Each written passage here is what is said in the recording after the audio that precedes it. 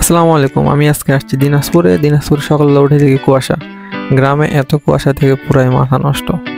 আশপাশে চারিদিক খালি কুয়াশা আর কুয়াশা। আর যে শীত, শীতে হাড় কাঁপানো, শীতে বের হওয়া যাইতেছে না। বাইরে হয়ে দেখি একটু সামনের দিকে আগায় যাই, দেখি ব্যাপক পরিমাণ শীত। আর কুয়াশায় তো একটুও দেখা যাইতেছে না। ভাবতেছিলাম আজকে বাইরে যাব, কিন্তু শীতের এই অবস্থা হইলে কেমনে যাব, এই জিনিসটা চিন্তা করতেছি। আশপাশের রাস্তায় যাওয়ার ইচ্ছা করতেছে, আবার ইচ্ছাও করতেছে না। বাড়ির দিকে ঘুরলাম আমি, তাও একটু ভাবলাম যে রাস্তাটা দেখে আসি কী অবস্থা। কিন্তু যায় যে পরিমাণ শীত দেখলাম, একটা দৌড় দিলাম। ভাবলাম যে দৌড়ে যদি শরীরটা একটু গরম হয়, কিন্তু এই শীতে দৌড় দিয়ে নিজে জমে জমে যাবো ভাবতেছি। তারপর আবার ঘুরে বাড়ির দিকে দৌড় দিলাম, জায়গা আমার দরকার নেই দৌড়ানোর। তো এই চিন্তা করে আমি দৌড় মারে একবারে বাড়িতে আসছি। শরীরটা একটু হালকা গরমও লাগতেছে। বাড়ির কাছাকাছি এসে বাড়িতে ঢুকলাম, দেখি যে বাড়ির সামনে অনেক মুরগি গরু সবগুলো ঘোরাঘুরি করতেছে, আর কবুতরগুলো উঠতেছে বাড়ির সামনে। তো এবার চিন্তা ভাবনা করলাম ফ্রেশ ট্রেশ হয়ে নাস্তা করি। নাস্তার জন্য রেডি হইতেছিলাম। তো কবুতরগুলো উঠে গেছে, বাসায় আসে শুনি কোনো নাস্তা নাই, নাস্তা হবে দেরি। আর এদিকে দাদুও দেখে আসছে, দেখতে কি নাস্তা বানাচ্ছি। তো চিন্তা করলাম বাজারে যাই। আমি বাজারের উদ্দেশ্যে রওনা দিলাম মোটরসাইকেল নিয়ে, কিন্তু রাস্তার মধ্যে যে পরিমাণ কুয়াশা দেখতেছি, যাইতেও তো লাগতেছে ভয়। আমার ছোটো ভাই পেছনে বসে আছে আর বলতেছে এই শীতের মধ্যে কোথাও যাওয়া যাবে না, চলো ঘুরে বাড়িতে যাই, দরকার নেই চা খাওয়ার, লেপের নিচে থাকবো। কিন্তু আমি বললাম যে না, যাই, বাজারেই যাই, পেট জন হয়ে গেছি, যা হবে দেখা যাবে। সুন্দর সরিষা ক্ষেতের পাশ দিয়ে যাইতেছি রাস্তার মধ্যে, যদিও হালকা কোনো শীত, যাইতে ভালোই লাগতেছে। শীতে কাঁপতে কাঁপতে প্রায় অনেক দূর চলে আসছি।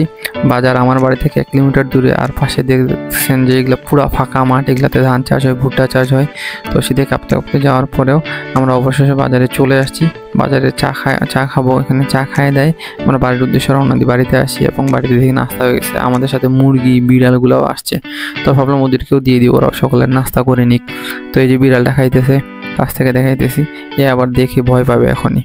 তো বিড়াল খাইতে খাইতে যখন আমি ওকে একটু গুঁতা দিয়ে আসতে করে, তখন এইদিকে তাকায়, আর তাকায় দেখে ভয় পেয়ে মারছে দৌড়। তো ওই বিড়ালটাকে জানি মারছে, দেখে খুব মায়া লাগছে। তো পরে ওটাকে আমি নাপা এক্সট্রা খাওয়াই দিছি, এই আর কি। নাপ এক্সট্রা খাওয়াই দেওয়ার পরে ও সুস্থ হয়। তো যাই হোক, এই কবুতর দেখলে আমার উড়াই দিতে মন চায় বরাবরের মতো, আর এটা দিছি উড়াই। এর জন্য বাড়িতে আমি মার কাছে খাইছি বকা। তো সবগুলো কবুতরই উড়াই দিছি বকার কথা শুনে, আর সব উড়ে চলে গেছে একবার বাড়ি থেকে দূরে। যদি এখন একটু পরে আবার চলে আসবে। এগুলো আমাদের বাড়ির নিজস্ব কবুতর। তারপর কোনো কাম কাজ নাই, এরপর আমি বের হয়ে যাই বাইরের উদ্দেশ্যে। বাইরে যাই দেখি যে মোটর চলতেছে। তো মোটরের মধ্যে ক্যামেরাটা টেস্ট করি। এটা তো DJI ক্যামেরা অ্যাকশন 5। তো দেখি ওয়াটারপ্রুফ, কতটা ওয়াটারপ্রুফ।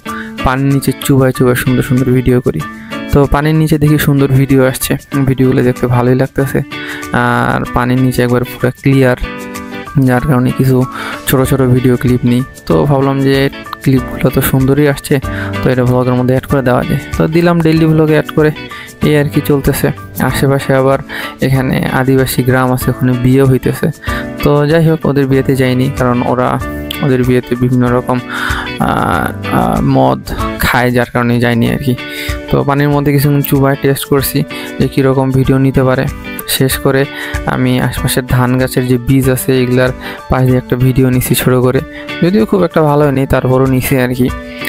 ক্যামেরার মধ্যে পানি লাগে গেছে, বাম পাশে পানির ছিটে ফোটা লাগে গেছে, দেখে বোঝা যাচ্ছে। তো বাড়ি থেকে মা কল দিছিল, পুকুরে নাকি মাছ উঠাইতে যাইতে হবে। তো এই জন্য বের হয়ে গেলাম যে মাছ আনার জন্য। এই যে মোটরসাইকেল নিয়ে চলে যাচ্ছে আমাদের পুকুরে।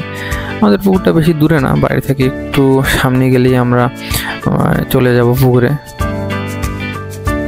মাছ ওঠানোর উদ্দেশ্যে রওনা দিছি। এইদিকে আমার ছোটো চাচু নাকি চলে গেছে মাছ আনার জন্য। তো এই জন্য তাড়াহুড়া করে আমি আর আমার ছোটো ভাই গেলাম। আমার ছোটো ভাই বলতেছে ও যাবে না, ওনাকে মোটরসাইকেল নিয়ে চলে আসবে। তো এই যে প্রায় চলে আসছি পুকুরের এখানে, আমার চাচুর মোটরসাইকেল এখানে, ওই চাচু দাঁড়ায় আছে পাশে। যাই হোক, তো অবশেষে আসছি। তো বেড়া খুলে ভেতরে যাই, দেখি পুকুরের কি অবস্থা। এটা হলো আমাদের পুকুরটা। তো এই ঢুকলাম ভেতরে। তো চাচু মাছের খাবার নিয়ে নিচে গেল, কারণ জাল ছাপানো নাকি মাছের খাবার দিতে হয়। খাবার না দিলে এগুলো উপরে আসতে চায় না, ওগুলো দিঘির কোনায় কোনায় থাকে, মানে পুকুরের প্রত্যেকটা কোনার সাইডে থাকে। তো এক জায়গায় এগুলাকে নিয়ে আসার জন্য মাছকে খাবার দিতে হয়। তো চাচু খাবার দিচ্ছে, আমি উপর থেকে দাঁড়াই আছি দেখতেছি। তো কি পরিমাণ মাছ আসে। মাছ তো আছেই ভালো, এখানে বিভিন্ন জাতের মাছ আছে আমাদের এখানে, রুই, কাতলা, মৃগেল, ট্যাংরা, কিছু দেশি সরপুঁটি সহ মাগুর, আরও বিভিন্ন জাতের মাছ আছে। তো আমরা খাবার দিয়ে এখানে কিছুক্ষণ অপেক্ষা করতে লাগলাম।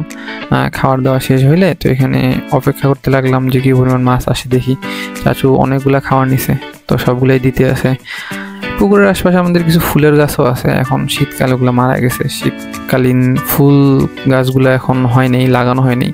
তো বেশিরভাগ গাছই শীতকালে মারা যায়, পাতা ঝরা গাছ, পাতা ঝরে যায়। তো এখানে চাচু খাবার দিছে, এখন মাছকে অপেক্ষা করতেছি দেখি কি পরিমাণ মাছ আসে। তো অপেক্ষা করা শেষ হয়ে চাচু জাল নিয়ে রেডি, এখন মাছ আসলে দিবে ছাপ, ঝোপ বুঝে কোব আর কি। তারপর অপেক্ষা করতে করতে এক পর্যায়ে চাচু পেয়ে যায় কোন জায়গায় ছাপ দিবে। তো এখন চাচু রেডি হয়ে দাঁড়ায় আছে, আর একটু সময় হলে ছাপ দিয়ে দিবে। এই যে দিয়ে দিল ছাপ, দেখি কি পরিমাণ মাছ ধরা যায়। এই যে দেখা যাচ্ছে মাছ অনেক লাফাচ্ছে, অনেকগুলো মাছই আসছে। তো মাছগুলাকে আস্তে আস্তে জাল টানে উপরে উঠাচ্ছে, দেখি কি পরিমাণ মাছ উঠে। চাচু আস্তে আস্তে জাল টানে সবগুলা মাছকে নিয়ে আসছে। তো আমি কাছে যাই আপনাদেরকে দেখা দিচ্ছি আমাদের পুকুরে কি কি মাছ আছে। ওয়াও, অনেকগুলো মাছ আসছে। এই যে ছোট ছোট ট্যাংরা মাছ সহ আরও বিভিন্ন ধরনের মাছ আসছে, আর অনেক বড় একটা মাছ উঠছে। ওয়াও ওয়াও ওয়াও, কাতলা, বিশাল বড় কাতলা মাছ, এটা 3 থেকে 4 কেজি কমপক্ষে হবে। ওয়াও, আমি খুব খুশি, মাছ নিয়ে দিই জোর বাড়ি।